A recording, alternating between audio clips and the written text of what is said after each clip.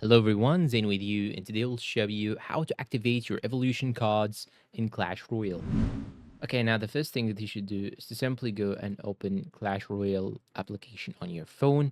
Then what you want to do is to simply click on the cards section on the left side. Now you will need to open up your deck builder. Once you open your deck builder, you should see two purple evolution slots up at the top of your card lineup. These are going to be those first two slots for you. Essentially, drag your evolution ready card, say like the lumberjacket or the witch, into one of those two slots, and you will see a special animation confirming that those evolution slots are still active. Now, obviously, these are not real evolutions.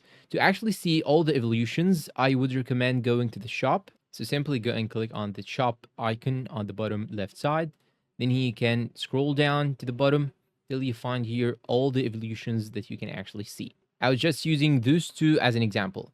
But that is it. You will now get the powered up version of that card during your battles. If your evolved card is somewhere else in your deck, it's not going to be active. Only the first two slots matter, so make sure you put in there. And that's it for our today's video. If you find it helpful, please support us with like, subscribe, comment, share. Thank you for watching, and I hope it was useful to you all, and see you in a new tutorial video.